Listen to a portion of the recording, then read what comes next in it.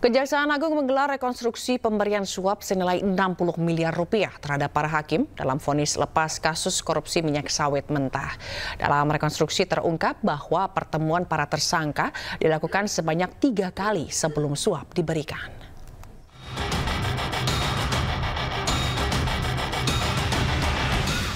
Kejaksaan Agung Republik Indonesia menggelar rekonstruksi pemberian suap dan gratifikasi senilai 60 miliar rupiah untuk para hakim pemberi vonis lepas kepada 3 terdakwa korporasi dalam kasus korupsi izin ekspor minyak sawit mentah. Reka adegan ini melibatkan 8 tersangka, terdiri dari 4 tersangka hakim penerima suap dan 4 tersangka pemberi suap. Ke-8 tersangka melakukan rekonstruksi sebanyak 27 adegan, mulai dari pertemuan hingga pembagian uang suap di antara para hakim. Dalam reka adegan, terungkap bahwa pertemuan antara para tersangka dilakukan sebanyak 3 kali di rumah makan yang berbeda sebelum akhirnya tersangka Hakim Muhammad Arif Nurianta menerima uang suap senilai 60 miliar rupiah dalam bentuk dolar Amerika Serikat. Reka adegan ini dilakukan untuk membuat lebih terang konstruksi kasus suap dan gratifikasi para hakim dalam memvonis lepas 3 terdakwa korporasi. Tim Liputan iNews melaporkan. Sementara itu, Kejaksaan Agung melakukan penggeledahan dan penyitaan terhadap aset-aset milik Kepala Balitbank Diklat Kumdil Mahkamah Agung Zarof Rikar di kediamannya.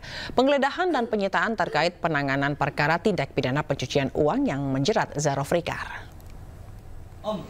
Tim yang lain. Penyidik Kejaksaan Agung melakukan penggeledahan di rumah Zarof Rikar terkait perkara TPPU dalam kasus korupsi pengurusan perkara pembunuhan Ronald Tanur. Dari hasil penggeledahan, Kejagung menyita sejumlah dokumen terkait dugaan tindak pidana pencucian uang. Kejagung juga telah melakukan pemblokiran terhadap berbagai aset yang diduga milik ZR. Zarof Rikar sendiri sebelumnya juga telah ditetapkan sebagai tersangka kasus korupsi pengurusan perkara pembunuhan Ronald Tanur dalam sidang pengadilan tipikor. Bentar, kita lihat duitnya dulu. Alas. Semutang. 1, 2.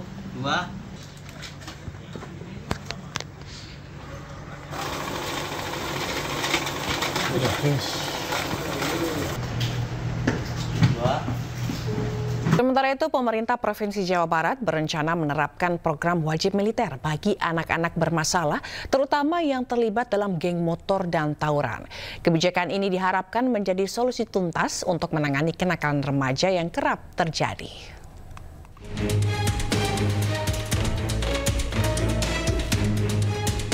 Maraknya kasus tawuran serta pelajar yang terlibat geng motor membuat pemerintah Provinsi Jawa Barat mengeluarkan aturan khusus untuk memiliterisasikan anak yang bermasalah.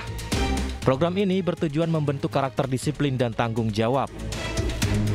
Peserta akan mengikuti pendidikan khusus di bawah pengawasan TNI Polri selama 1 tahun. Sementara status sekolahnya tetap terdaftar di SMP SMA asal dengan kelas khusus. Beberapa daerah seperti Bandung sudah menyiapkan barak untuk program ini. Di samping itu, Pangdam 3 Siliwangi dikabarkan telah mempersiapkan infrastruktur pendukung.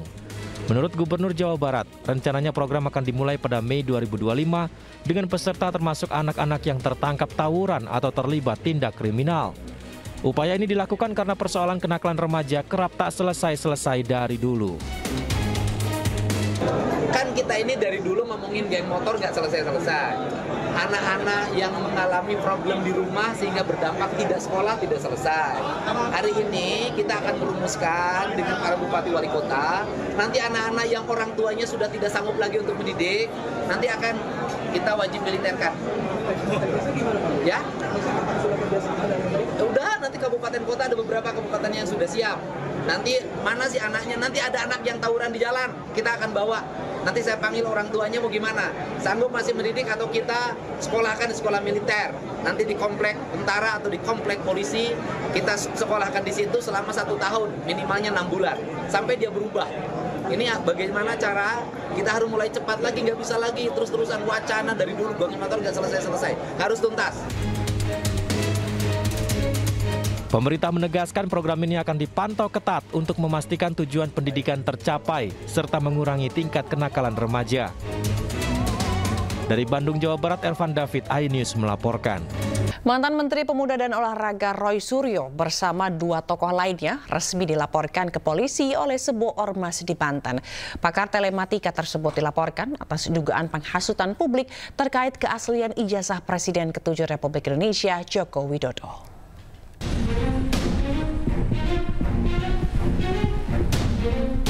Organisasi masyarakat Forum Komunitas Masyarakat Banten Anti Fitnah mendatangi Mapolda Banten Senin siang.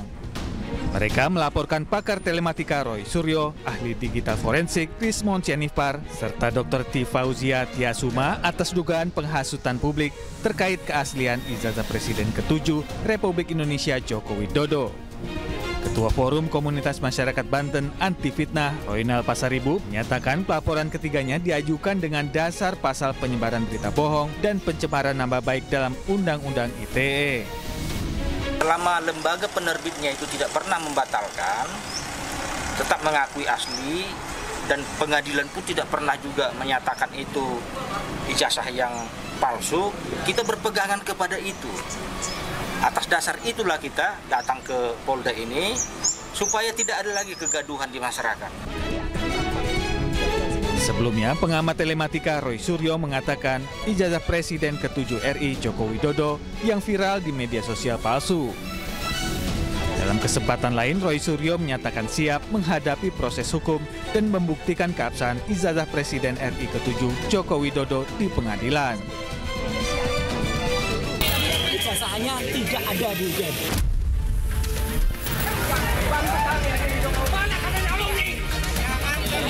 Skripsinya Jokowi itu memang ada perbedaan ketikan. Antara ketikan batang tubuh itu diketik dengan mesin ketik biasa, dan di depan itu dengan cetakan yang cetakannya itu tidak pada zamannya. Sementara itu, mantan orang nomor 1 Republik Indonesia Joko Widodo akan menempuh jalur hukum karena masalah ini sudah menjadi fitnah dan mencemarkan nama baik dirinya. Joko Widodo menyebut seluruh permasalahan ijazahnya telah diserahkan kepada tim kuasa hukumnya. Sudah menjadi fitnah di mana-mana, pencemaran nama baik. Saya mempertimbangkan untuk melaporkan ini, membawa ini ke ranah hukum. Joko Widodo juga menyebut dirinya siap menunjukkan ijazah asli jika diminta hakim dalam persidangan. Tim Liputan Anyus melaporkan.